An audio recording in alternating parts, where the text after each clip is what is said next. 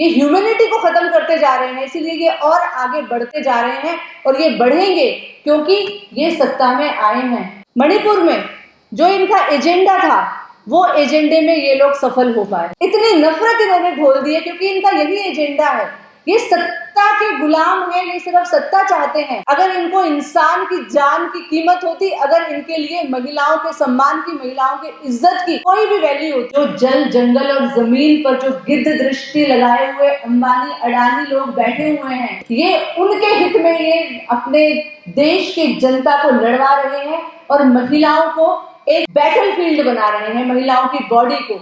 और वहाँ सीएम, वहाँ का मिनिस्टर खुद कह रहा है मणिपुर का 15 किलोमीटर तक जितने लोग हैं सबको खत्म कर देंगे। कोई और कंट्री होती वहाँ पे ऐसे मिनिस्टर्स को, ऐसी पोजीशन होल्डर्स को डस्टबिन में फेंक दिया जाता। हम लोग बाकायदा मेन स्ट्रीम चैनल में, न्यूज़ में उनको पूरे सम्मान के साथ उनकी गाथाएं गा रहे हैं।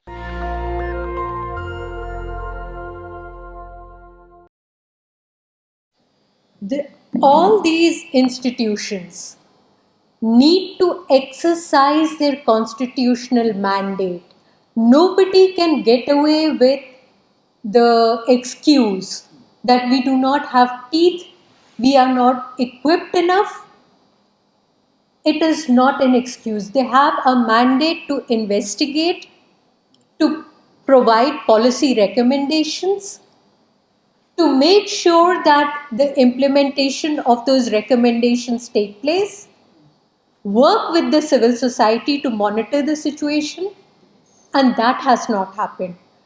This particular press conference by women for women in Manipur is to release a memorandum which we had submitted to the National Commission for Women on the 21st.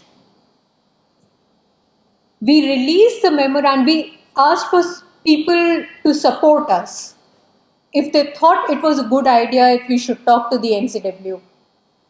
There are over 380 signatories. All of them are asking for the same thing.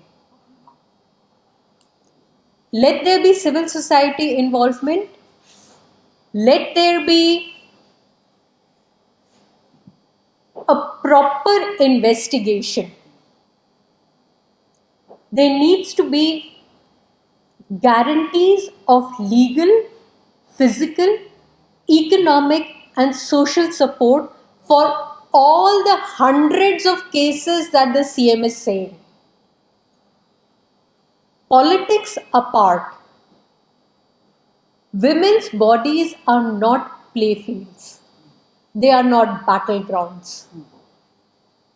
Which is why women of the country are going to stand for the women of Manipur. Constitutional mandate जिसके पास है उन्हें वो exercise करना होगा। दिल्ली में अगर हम हैं, दूसरे शहरों में भी हम हैं। हर शहर से आवाज उठ रही है। आप नोटिस कीजिए, चाहे वो बैंगलोर हो, चाहे वो कलकत्ता हो, चाहे वो तमिलनाडु हो, चाहे वो आसाम हो, हर जगह आवाज उठ रही है। इतना कीचड़ कोई भी औरत नहीं बनने देगी। बन रहा है, रोक नहीं सकती है, लड़ सकती है और लड़ रही है।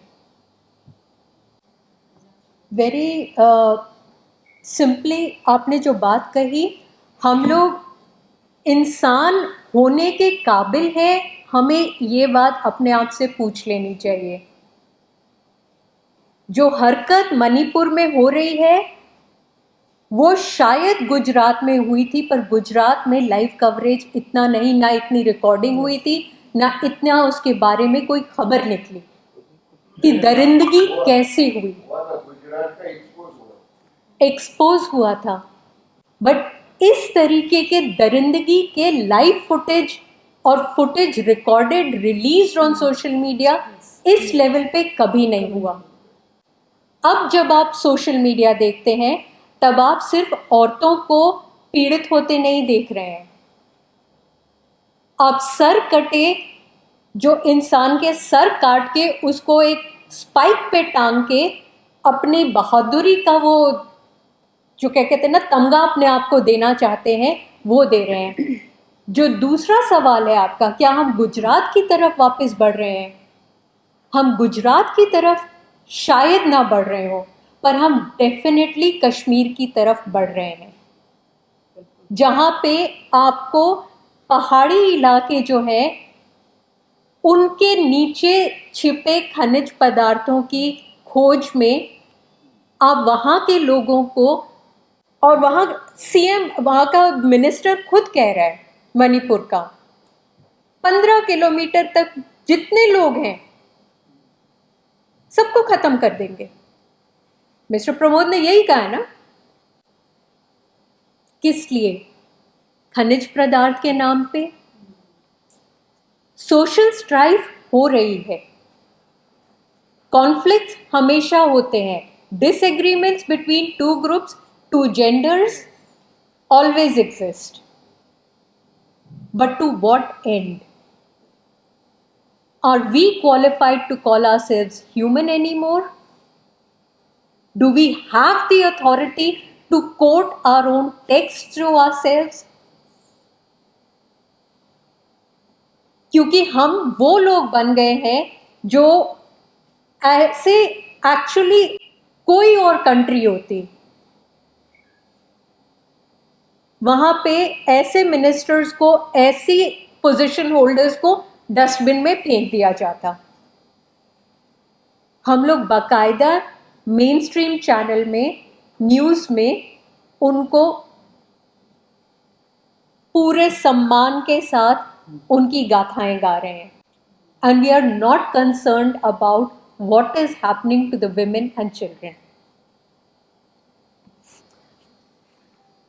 रुजदा के पॉइंट में मैं एक और पॉइंट जोड़ना चाहती हूँ। जैसे कि आपने पूछा कि क्या गुजरात दोहराया जा रहा है, एक्चुअली गुजरात से भी थोड़ा और आगे ले जाया जा रहा है।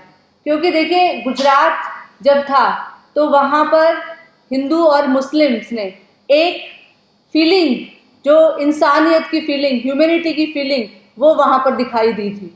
दिल्ली के अंदर जब हमने देखा कि जो यहाँ पर जो भी, मैं राइट्स नहीं कहूँगी उसको, जो जिस तरीके से इन लोगों ने प्रायोजित करके हिंसा करवाई, वहाँ पर भी हमने ऐसे किस्से देखे कि हिंदू मुसलमानों के लिए खड़े हुए और मुसलमान हिंदुओं के लिए खड़े हुए, रक्षा की, जान बचाई। लेकिन दुख की बात यह है कि मणिपुर में जो इनका एजेंडा था, वो एजेंडे में ये लोग सफल हो पाए हैं।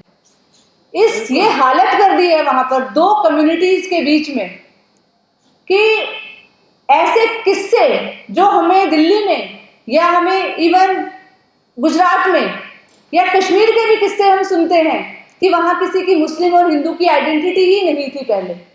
अब वो किस्से हमें मणिपुर में सुनाई देंगे, मैं चाहती हूँ सुनाई दें, लेकिन बहुत मुश्किल लग रहा है। इतनी नफरत इन्होंने घोल दी है क्योंकि इनका यही एजेंडा है। ये सत्ता के गुलाम है, ये सिर्फ सत्ता चाहते हैं। हमारे प्रधानमंत्री जी को अगर सत्ता से मतलब नहीं होता तो ये 3 तारीख को कर्नाटका में चुनाव की रैली को संबोधित नहीं कर रहे होते, ये सबसे पहले मणिपुर जाते। अगर इनको इंसान की जान की कीमत होती, अगर इनके लिए महिलाओं के सम्मान की, महिलाओं के इज्जत की कोई भी वैल्यू होती, लेकिन इनके लिए इंसानियत ये मारते जा रहे हैं, ये ह्यूमैनिटी को खत्म करते जा रहे हैं। इसीलिए ये और आगे बढ़ते जा रहे हैं और ये बढ़ेंगे क्योंकि ये सत्ता में आए हैं। किस लिए? हमारे भले के लिए नहीं। ये मणिपुर के अंदर जो जल, जंगल और जमीन पर जो गिद्ध दृष्टि लगाए हुए अंबानी, अडानी लोग बैठे हुए हैं, ये उनके हित में ये अपने देश की जनता को लड़वा रहे हैं और महिलाओं को एक बैटलफील्ड बना रहे हैं, महिलाओं की बॉडी को। असली जो इनका मकसद है वो है इस देश के जो कैपिटलिस्ट हैं, जो इस देश के जो पूंजीपति हैं, उन लोगों को ये फायदा पहुंचाना चाहते हैं। इनके लिए देश की कोई भी, देश की जनता की कोई वैल्यू नहीं है। और ये इतना, हमारे मैम ने बोला, हम लोग वैल्यूज को बहुत हम सम्मान करते हैं, भारत के लोग, मॉरलिटी, वैल्यूज, एथिक्स, ये हमारे लिए बहुत महत्व रखता है। लेकिन आज सबसे बड़ा प्रहार मोरालिटी के ऊपर, कल्चर के ऊपर, एथिक्स के ऊपर हो रहा है। ये एक व्यक्ति जब तक उसकी सांस्कृतिक रीढ़ ना टूट जाए, वो व्यक्ति महिलाओं के साथ ऐसा कुकृत्य नहीं कर सकता। इसीलिए सबसे पहले ये लोग एक सांस्कृतिक रीढ़ को तोड़ रहे हैं हमारे देश के छात्रों की, नौजवानों की। ये हमारे लिए सबसे दुख की बात है। और जैसा कि भाई साहब ने पूछा, हम ये बताना चाहते हैं कि सबसे बड़ा इस प्रेस कॉन्फ्रेंस के माध्यम से कि सबसे बड़ा दुश्मन जो ये बेरोजगारों की फौज को, एक तरफ तो ये बेरोजगार हैं, लेकिन दूसरी तरफ उससे भी ज्यादा ये इनको कमर तोड़ रहे हैं कि इनके कल्चरल डीजेनरेशन की तरफ हमारे देश के युवाओं को बढ़ा रहे हैं, जिसकी वजह से ये हमें घटनाएं देखने को मिल रही हैं। इसके लिए आज हम चाहते हैं कि एक सांस्कृतिक और सोशल मूवमेंट खड़ा होना चाहिए देश के अंदर, जिसके लिए हम सभी से अपील करते हैं आज इस कॉन्फ्रेंस के माध्यम से। नेशनल दस्तक की आपसे गुजारिश है कि अगर इसको बचाना चाहते हैं तो नेशनल दस्तक को सब्सक्राइब करने के लिए रेड कलर के सब्सक्राइब बटन को दबाएं, फिर बेल आइकन की घंटी दबाएं। नेशनल दस्तक को बचाने के लिए बहुत जरूरी है कि हर खबर को शेयर करें, लाइक करें, कमेंट जरूर करें।